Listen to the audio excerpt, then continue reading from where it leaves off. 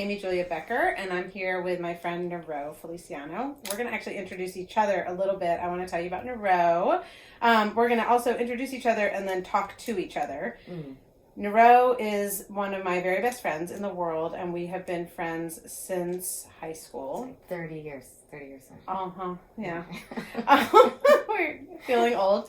And we've been friends since high school, and Niro is an accomplished human being in so many ways. She's an awesome mom of 4 beautiful kids. She's a psychotherapist. She's a fantastic friend. She is a strong Christian woman. And I think her background is relevant here, too, that she has parents, both doctors from Sri Lanka, who came to the United States in the 70s. Yes. As adults, and she'll maybe get a chance to talk a little bit about how that has shaped and formed her. And she also is married to a doctor who is Puerto Rican. Very Puerto Rican. Which, again, may be relevant to this conversation. So that's what I'm going to share about who you are. You want to introduce me a little bit? Yeah, I would love to. Okay. So, Amy Julia, as you know her, I know her as AJ, and will always know her as AJ, is also just an amazing person. And I was telling someone, I think you've been woke since you've come out of the womb. Just in how you've always processed and observed things. And if you've read anything she's written, she's a beautiful, award-winning, accomplished writer. She has been, actually, since high school. And very insightful and eloquent. And the first person I called when it came to this conversation, and part of that is because Amy Julia and I have had conversations on race and identity almost for 30 years as women going to a boarding school. Amy Julia minored in African American studies and studied with people such as Toni Morrison. I majored in African American studies, studied with people like Beverly Tatum, if that's of any relevance to anybody out there. And we've had this dialogue. Beverly Tatum wrote Why Are All the Black Kids Sitting Together in the Cafeteria, and taught me to ask the question, why are all the white kids sitting together in the cafeteria, which is why I almost called her book that. But just, I think it's worth mentioning because that's a book that I think lots of people would benefit from reading. Yes, yes. So along with those conversations, we've talked about psychology and race. So I feel like we've had these conversations from just our own perspective and our own lenses, but also having been educated in the discourse of race and culture and psychology. Yeah, absolutely. So, fill in. Yeah, I want to fill in also just why we're here today and why we're here to have this conversation in a public way. We've had these conversations privately, again, for like 3 decades, and this is the first time we've ever tried to have one publicly. And we're doing that because on Sunday night, we both watched the Super Bowl with our families and watched the halftime show in particular and had somewhat different reactions to it. And Niro texted me on Sunday night and then called me on Monday morning. We had a great conversation about the halftime show, but also about all the issues it brought up for us. And then decided, well, let's actually have that conversation in front of other people because it's so important for women of color and white women, for women of color who are Christians and white women who are Christians. That was one really important aspect for both of us that came up as we were talking about this and as we were seeing just a more broad cultural reaction to the halftime show. So I'm assuming that most people who are watching us or listening to us have seen it, but in just a very... I'm going to give a summary of what I saw initially and how I responded, and then, Niro, I'd love for you to do the same. So for me, I saw Shakira doing a pretty fun celebratory dance.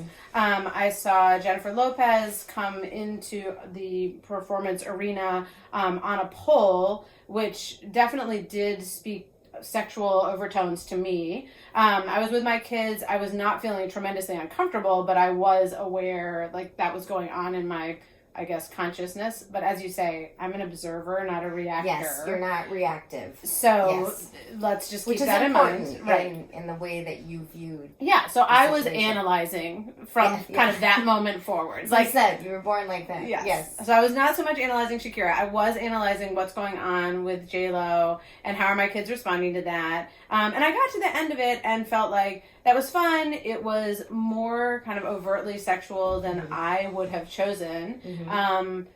And that was pretty much how I responded. So I'd love to hear from you, because I know it was a different viewing, and that was really helpful for me to hear. Right. Well, first of all, I was very excited that there were two minority females headlining this, what is watched by the whole world event. And they're two that I have grown up watching. Now, I learned about Shakira even before she came into mainstream American culture, because she was singing in Spanish for years. Loved her music. I love that she was Middle Eastern, because that is a culture that I have closer roots to, being Sri Lankan. Similarities. And having lived in Costa Rica and worked in Costa Rica, very popular there. So have watched her progression over the years and kind of watched her gain prominence and respect as an artist. She's an incredible musician. She's an incredible dancer in my eyes. And with Jennifer Lopez, especially growing up as a minority female in America, she was one of the few mainstream role models we had, starting from In Living Color. That's when I remembered her as a dancer, and then taking on various movie roles and things like that. So there was just so much excitement going into it. My whole family, and my husband's Puerto Rican, our kids are half Puerto Rican, we listen to Spanish music, we dance, my whole family danced, even my parents have done Latin dancing. So there was a lot of excitement, and those were the elements of the program that I focused on. And also just the idea that, one, this has never really happened, that two women, were headlining this show, and they're two minority females. So for me, I thought that was really exciting. And we'll talk about, the other reactions, because there were things that I looked at and I was like, oh, okay, but and as we're talking through this, I think part of it is when we talk about identity and identity development, one thing that stands out often is the area in which we're marginalized, right? Yeah, so absolutely. The area where we don't experience privilege.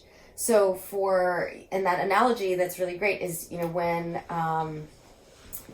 a black man looks in the mirror, he might see a black man, a black person, whereas a white man might just see a man, right?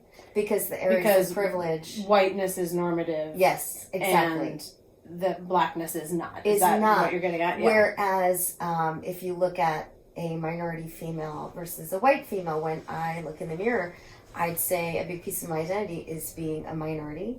It is being a female, but a lot of my experiences have been more dictated through culture and being visibly different. But so in other words, I might look in the mirror and not even think about the fact that I'm seeing a white person. Yes. Whereas you are always thinking about the fact that you are seeing your ethnic identity when you look in the mirror. I mean, is that a accurate way to say that? Okay. So, and I went to Mount Holyoke. I went to a women's college. Yeah. So so it's not that that's insignificant. No, it is your not identity. Insignificant at all. But between a white woman and myself, what has differentiated our experience is my color and culture. So oftentimes that is the lens in which I view things. So tell me specifically, as a South Asian woman, American woman, seeing those two women on stage, using their bodies as strong and just celebrated women.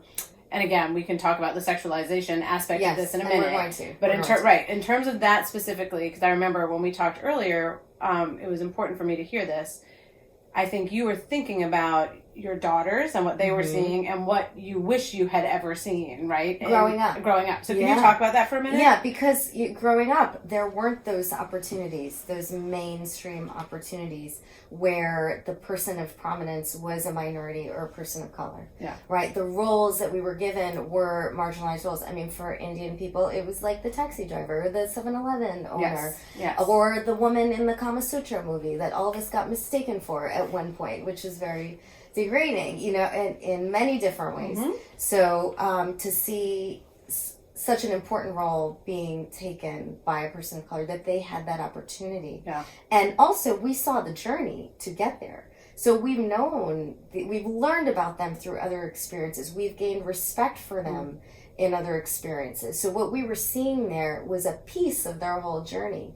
And the fact those particular performers, those is that particular what you mean? performers, right? Yeah. And the fact that now they had the opportunity that was unheard of 20 years ago, right. when we were looking at people of color in performance, especially women. And the other thing I'll add, and you can say more on this, I called my sister Kate, who is a dance. Yeah. She runs a dance studio and has been dancing for her whole life. Yeah. And without telling her about our conversation, I asked her what she saw when she saw the halftime show.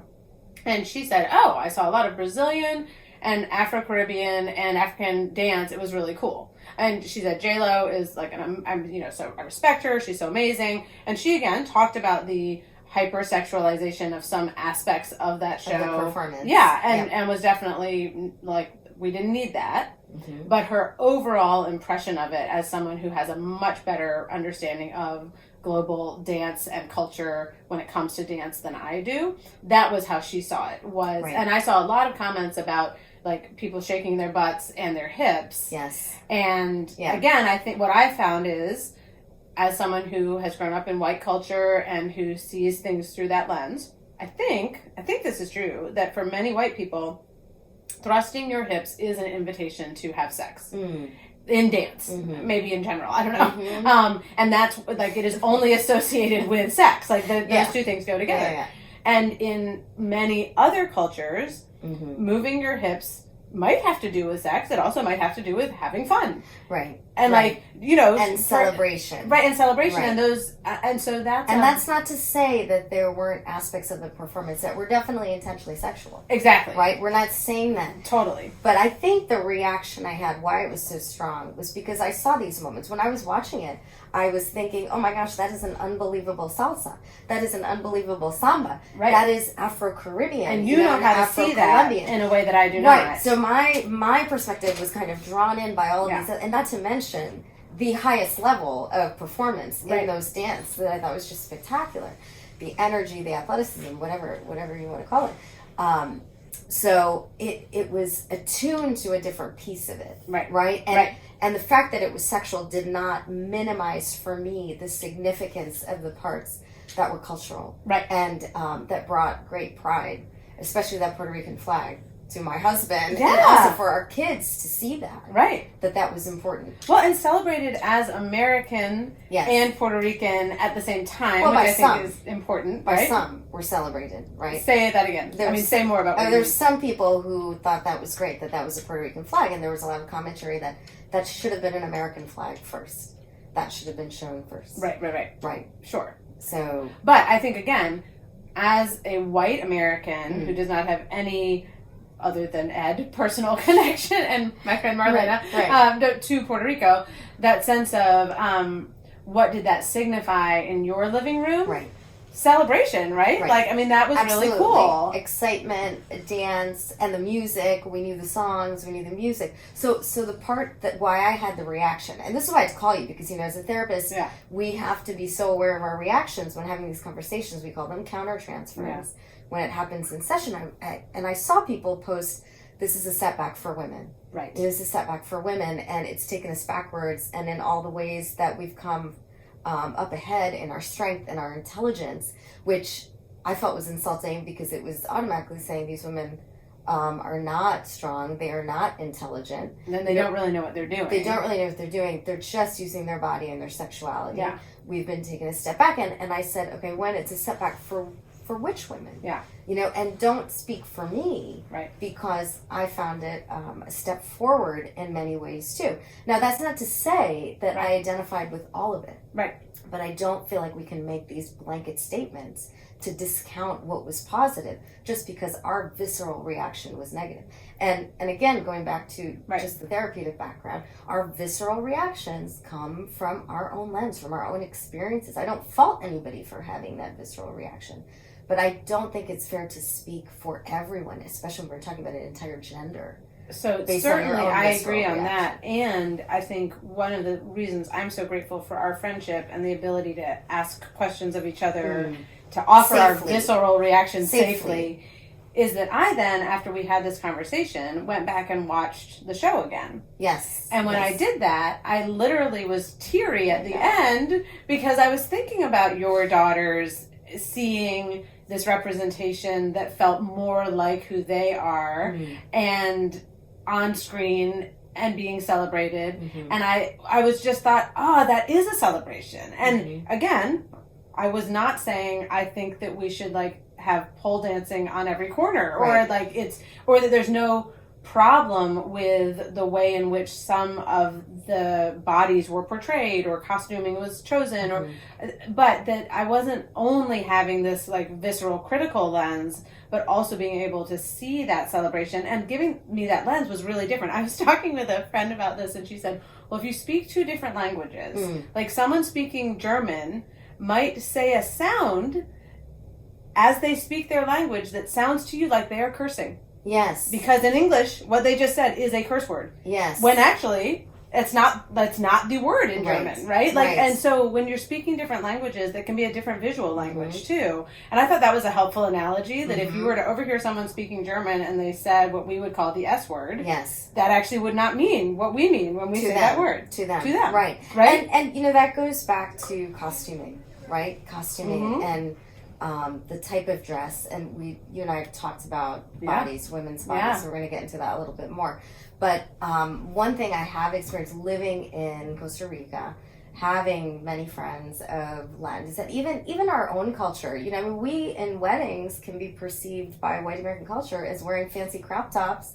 You know, with our belly. Say that a little more. Like we, meaning Sri Lankans, South Asians, right? At one point, I was told, "Oh my gosh!" Growing up, you can wear that with your, belly hanging out to a wedding, and I was like, "Yes, that's proper beautiful. Formal attire, right? It's actually not considered sexual because, like, the old aunties still wear it with their, everything hanging out, but it's considered beautiful. So I've noticed, especially in some Latin cultures, and I have a good friend who's Cuban and who's also a Zumba instructor, and I'll tell you kind of her commentary on it. She grew up watching this show called Sábado Gigante, which is a Spanish variety show. I'm looking at my husband here, videotaping us, where women were dressed, very tight, with tight outfits. They were used to it, and not necessarily considered sexual, but beautiful. Right? Whereas here, there might be a totally different take on what that looks like. And what that's meant, how that is meant to be interpreted. This gets into the Christian aspect of this conversation.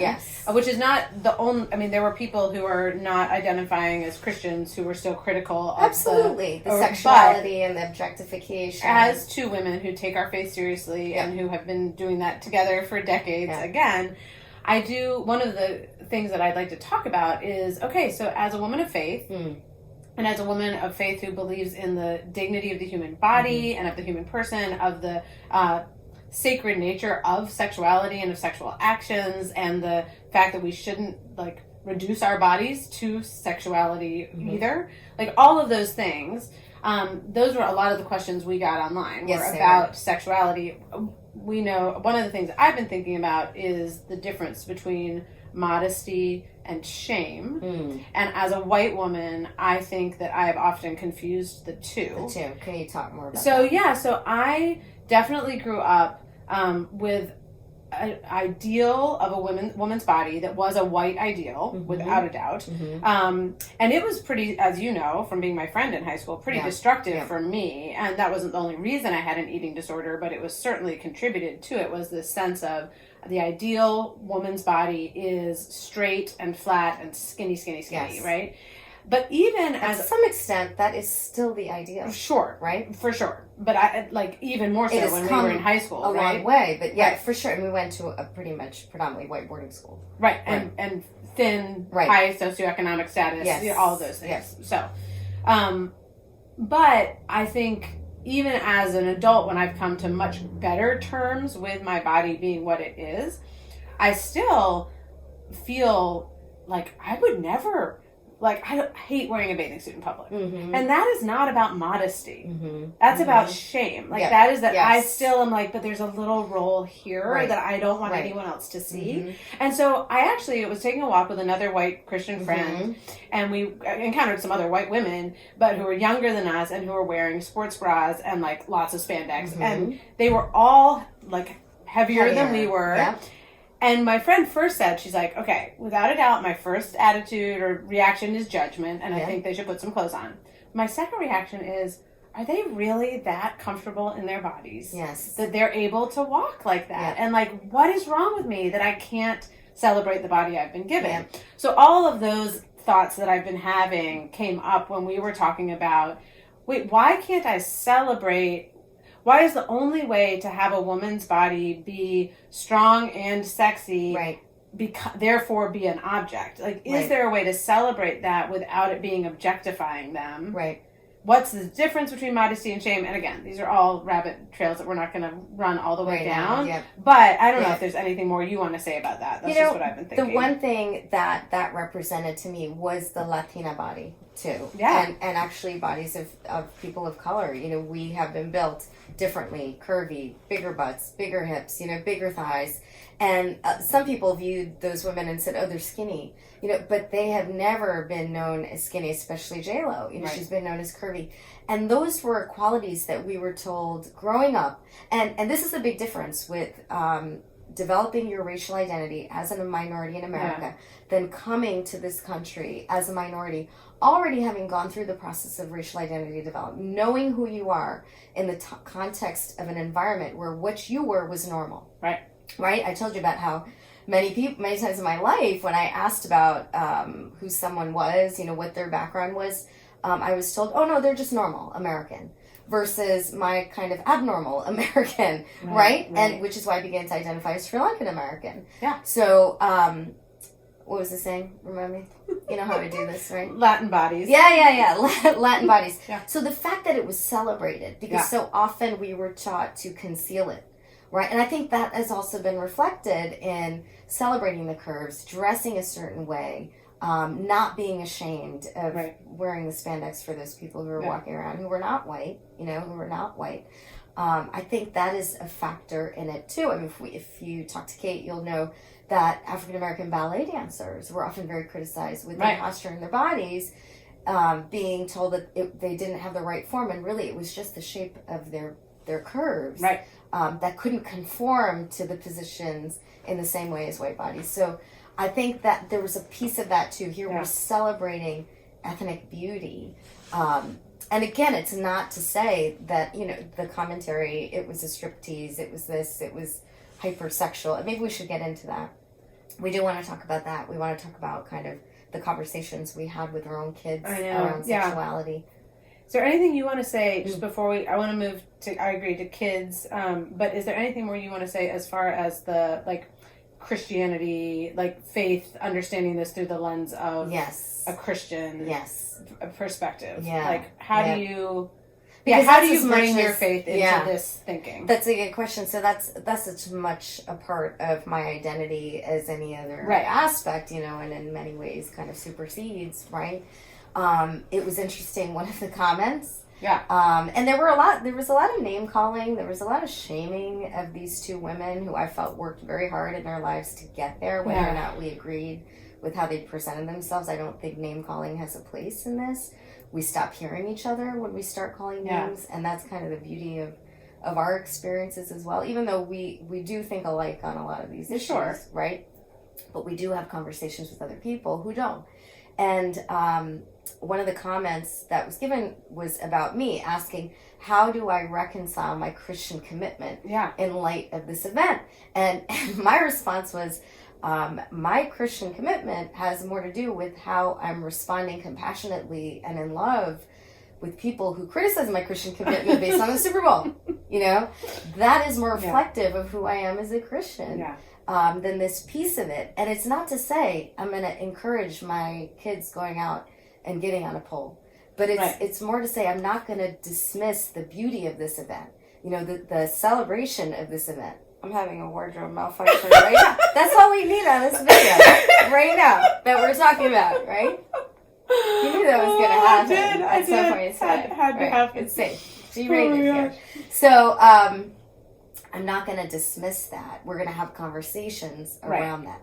And that's where I felt my reaction was when the whole thing was dismissed and people couldn't see past that aspect of it. Well, and with judgment being the first lens, and then what was really heartbreaking to me was not honestly that white Christian women had a strong reaction. Right, absolutely. As we just talked about. People have visceral reactions. Yep. We now live in an age when we share that really readily with the world, for better or for worse. And they're being protective of their kids. All of that. Like, and plenty of to. good things as far as, we were talking about Bible verses that say flee sexual immorality. Right. And, what does it mean to be pure and holy before God? Like, all of those things are good things to talk about.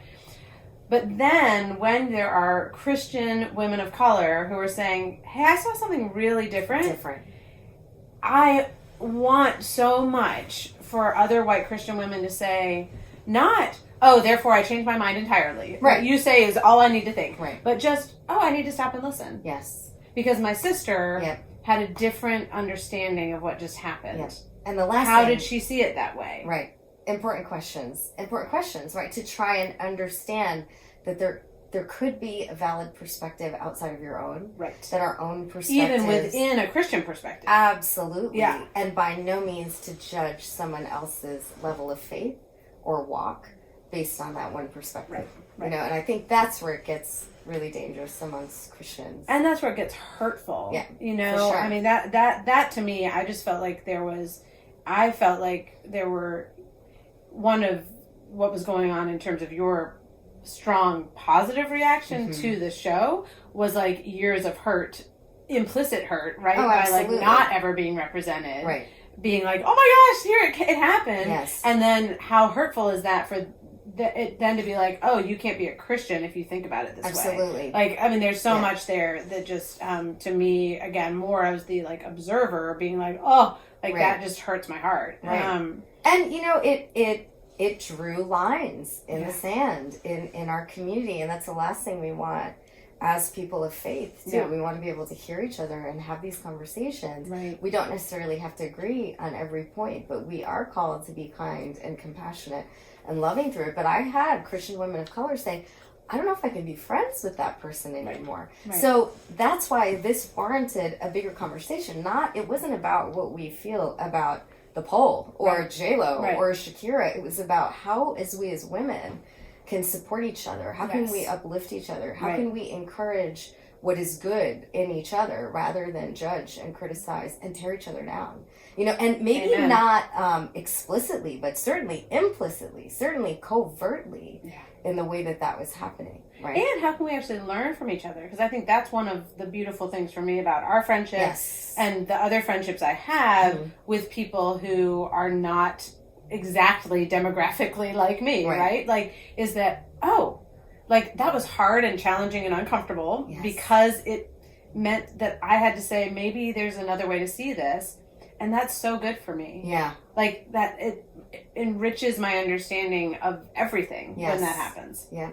Well, so can we move to our kids? Right? Yes. You're the mother of 4. I'm the mother of 3. Yeah. We both have one boy. Yeah, right. To the same age. Right. We were watching with our kids and not. Like, anyway, I'd love to hear how your kids responded, how you talked to them, and I'll share that from our end as well. Yeah, so as you know, I have a 13-year-old daughter who is much more aware than any of the other girls about what was going on and sexuality and all of those things. A 10-year-old son. And 2 younger girls, one who's 8 and one who is 6. Now, the 6-year-old was just trying to figure out how she stayed on the pole. She was like, it was like magic, and she, it was a very innocent lens of it. She's seen Cirque du Soleil, so, there was a connection there, and someone else had seen the American Ninja Warrior, and their child had kind of made that connection there. Now, we all knew it was a stripper pole, right? For me, I watched it, I was like, she just did Hustlers. That was a nod to Hustlers. So I just looked at it as that, and there was a piece of me that was like, she is 50 and can do that, and that's pretty amazing, Not encouraging strippers, not encouraging that lifestyle, but just looking at it non-judgmentally. Right, kind of matter of fact. It was. Yeah. Now, that doesn't mean that I assumed that my child was looking at it non-judgmentally. And Natalia, my oldest, and I did have a conversation about, there were so many good things about it. Like, obviously, we're not encouraging stripping. We're not encouraging being on the pole. She is very into fitness, so she was talking about how fit these women were. She also said, it'd be really weird, Mom, if you were doing those things as like an old person, so I'm glad it's not you. Yeah. But we were looking at it from a different lens. Yeah. Now, my son, who's 10, watched this at a friend's house with a bunch of boys, and I picked him up before the end of the game, and I said, "What'd you think of halftime?" And he said, "Well, that was inappropriate." And I said, "Really? So tell me what?" And I was glad to hear that he said it was inappropriate. He wasn't trying to hide anything, And I said, "What was inappropriate for you?" And he said, "The clothes." And he was referring to J-Lo's bodysuit outfit, because he didn't think the other things were inappropriate. Right. He's seen women in bikinis. He's seen. I mean, we don't need to talk about NFL cheerleaders right now and their cross shots that are part of everyday NFL culture. Right. But I did want to throw that in there. I noticed. Right. So. But I said, "What about the dancing? Was that inappropriate?" And he said no. Right. And he's also been exposed to a lot of Latin dance in our family, in our culture. He knew the music. And honestly, some of those moves you can see your own kids doing on TikTok. Right. So there is an element of dance culture in it as well. Again, we're viewing it through different lenses. We're viewing it through what we focused on, given our own experiences, our own background, our own culture. So our reactions were different to it. So... Yeah, no, I love hearing that. And, so Penny didn't have much of a reaction. She just enjoyed it. Like, she loves dance. She thought that the moves were really cool. She also loves American Ninja Warrior. Marilee is a gymnast, and she was truly, both in terms of the hip shaking and on the pole, was literally like, "Oh my gosh, I couldn't do that," and that therefore it is awesome. Really hard, right? Like you know. And William is the most like me in terms of like observer, analytical. Yes, I mean we've been talking about this all week long. Yeah. And he's similar to Samuel. Is like that costume was inappropriate. Yes. But at the same time, that was really cool. I can't believe those women can do that. So it does make me think, because we got a lot of comments on Facebook and Instagram from people saying like, "But what about your sons?" Yes. Like, I don't want my son to see this. And I thought, first of all, I think sons and daughters, like there are truly, for all of us and for adults as well, anytime we are looking at kind of idealized versions of bodies, we need to be careful about what that does to the way we think about ourselves. Right. I don't think it means that these women should not be working out and performing. Right. I do think it means that I shouldn't think that, gosh, that's their job. Right. So yeah, like if I were spending, 20 hours a week working out, maybe I could do that. Right. I'm not sure I could, but maybe. But like that, it's not a judgment on me that I can't. Right. And I want my kids to grow up again knowing that we can celebrate the fact that some people are able to use their bodies to do that. And their resources. Right. Because there's more involved than just working out. Absolutely. Like that, right? Well, and again, they do have some skill that I don't have when it comes to what they can do. But also, with our kids, I think I wanted to, again, in terms of the view that they had, I think I can teach them how to see things. And that doesn't mean, again, that they might not have feelings, like sexual feelings in response to something on TV, but it's like, we as parents can talk about what happens and what does it mean to be in the world but not of it. Yes. What does it mean to be in our culture and to see things that you don't want to see and you wish your kids didn't see. Well, what we're trying to do is teach our kids how to deal with that in those situations rather than trying to shelter them from all of it. Which doesn't mean like we want there to be like exposed to everything. Yes. And if you felt that uncomfortable with it, because there was a lot of comments about how it should be a family friendly show. I don't know all that many times it's been totally family friendly. Right. There have been different halftime shows for years. Yes. I remember there were a lot of criticisms to every time Beyonce's been up there, whether it's political criticism or sexual criticism. What happened to Janet Jackson years ago, which is actually done by a white male who didn't really get the criticism so much as she did for her wardrobe. So, I mean, I think we're taking a risk. This is Hollywood. Right. This is music culture. We have to go into it with that awareness and not necessarily expect they're going to conform to our desires and our values, right? Because this is what they do. I do think, though, that having the conversations are so important. Right. Because they're going to come across this all through their life. All through their life when you're not there. So to be able to give them the skills and the language and the tools and know, okay, when is it a point where it isn't appropriate and you want to walk away from it? You have to make that decision when we're not there. Yeah. Right? So I think it opens up opportunity to have those conversations. And again, if this is it's going to differ based on family and your level of comfort. And what you see in it. So if you decide this is not right for our family, there's no judgment there either. You're going to turn it off. And there were a lot of white Christian women who said that. They said, you know, if you didn't like it, you know, we decided to turn it off, but that was our decision.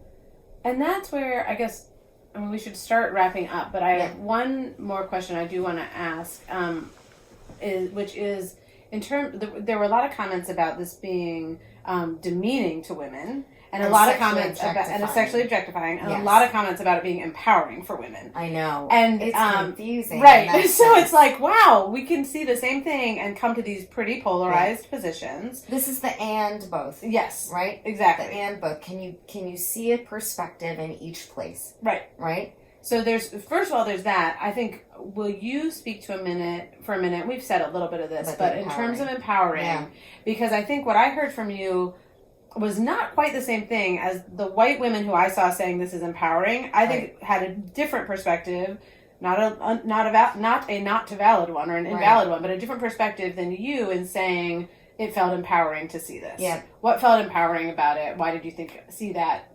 Not only that way, but why did you see that in the performance? And you know, my girls and even my son for that matter, we're all bicultural. They're bicultural. Right. They're Sri Lankan, so they're South Asian, and they're Puerto Rican, right? So they're growing up in Connecticut.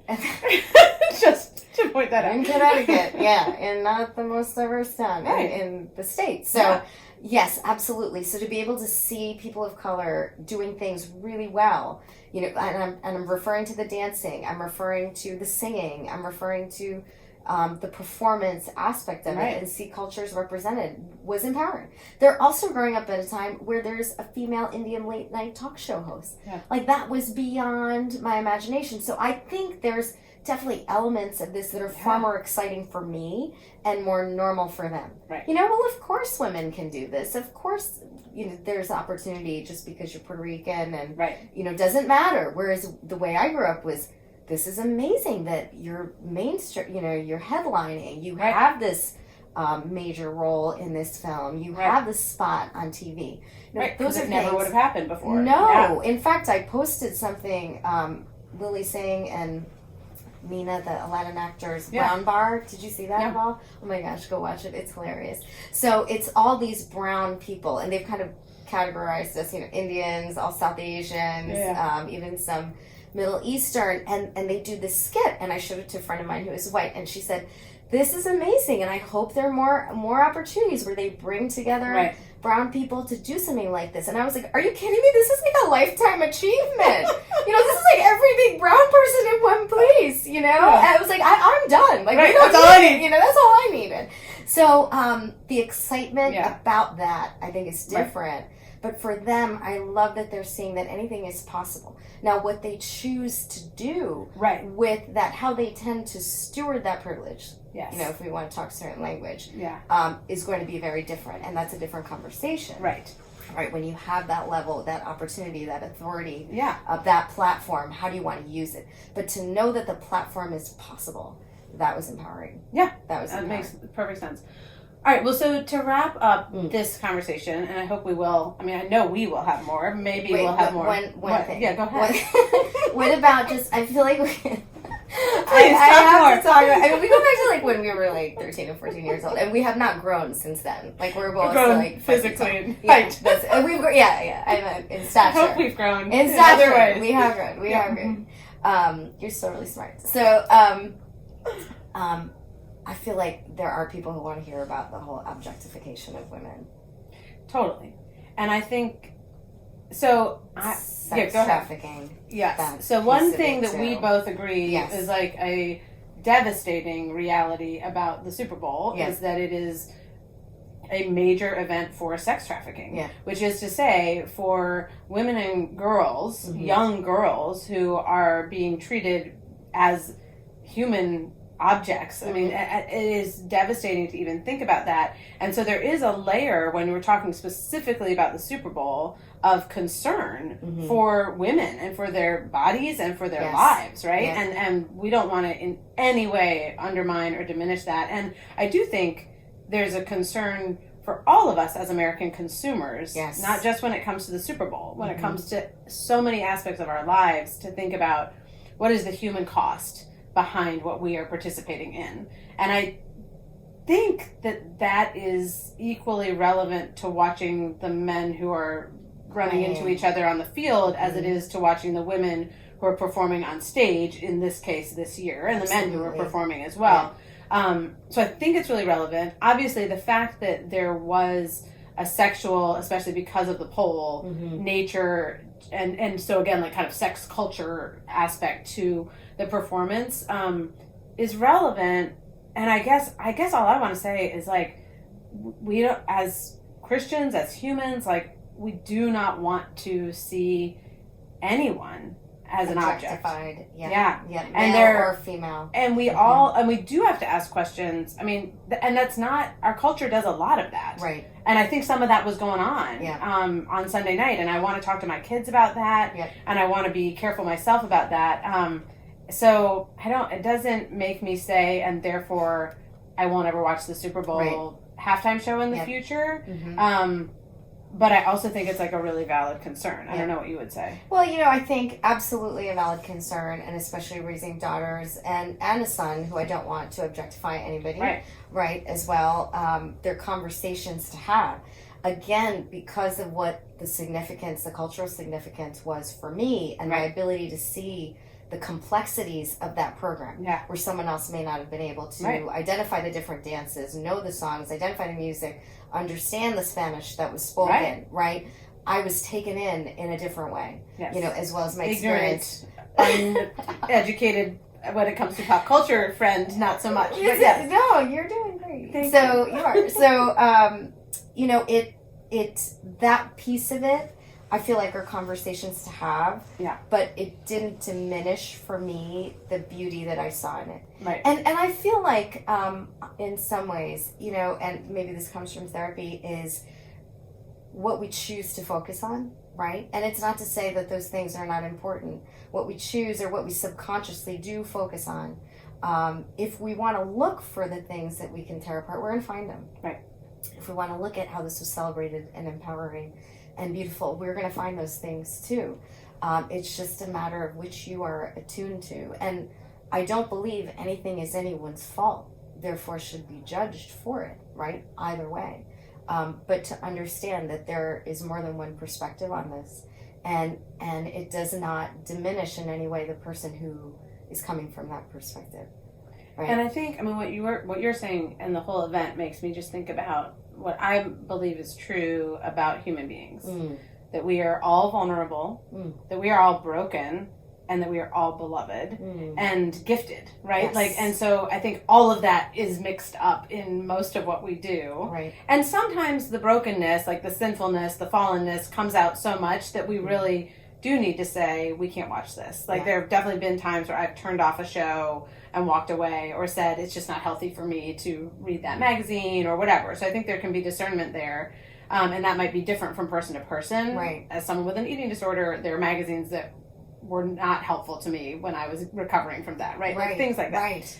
But at the same time, I think to be able to hold that brokenness alongside the beauty is also really important. And I think that is what Jesus did with all of us. And actually, he held them both and he emphasized the beauty without saying, like, oh, it doesn't matter that you've got this brokenness in your life, or that you've committed these sins. Like, he wasn't saying it doesn't matter, but he was also saying, and what I see in you is God's love for you.